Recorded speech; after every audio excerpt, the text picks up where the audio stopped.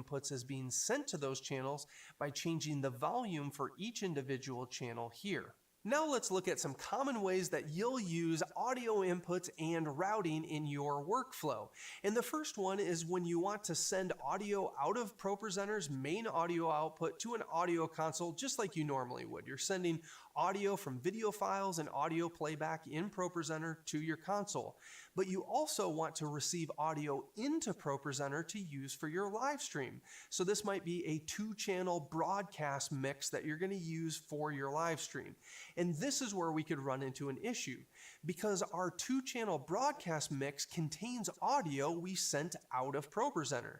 And now we're receiving it back into ProPresenter. And you can see how you could create a feedback loop of audio out of ProPresenter and then back in and then out and in. And that's how you create those feedback loops. Or you could have doubled audio because you're receiving audio in and playing audio back at the same time and they're slightly out of sync. And so now you have this weird doubled audio that's really loud, and none of that is very helpful. So one of the ways that we can handle this is by using audio routing inside of ProPresenter. So we could use 4 of ProPresenter's audio channels, and we could use the first 2 audio channels to send audio out of ProPresenter. So all of our normal video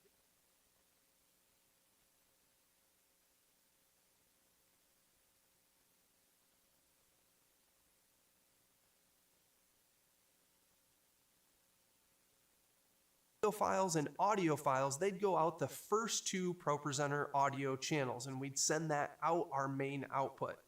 And then we could use channels 3 and 4 for our audio input. That way they're separated and they're never going to cause a feedback loop. So let's look at how we would do this. First, let's look at the routing options for our input device here. So we're going to click on routing, and you'll see we have 2 channels of audio that are coming in from our input device, and they're being sent to ProPresenter's first 2 audio channels.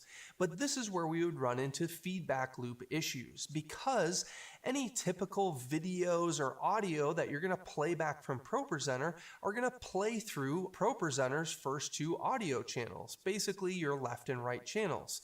So we don't want to bring audio back into those first 2 channels. Instead, we want to move our input audio to channels that we aren't currently using. So we're not using channels 3 and 4, so I'll just move our audio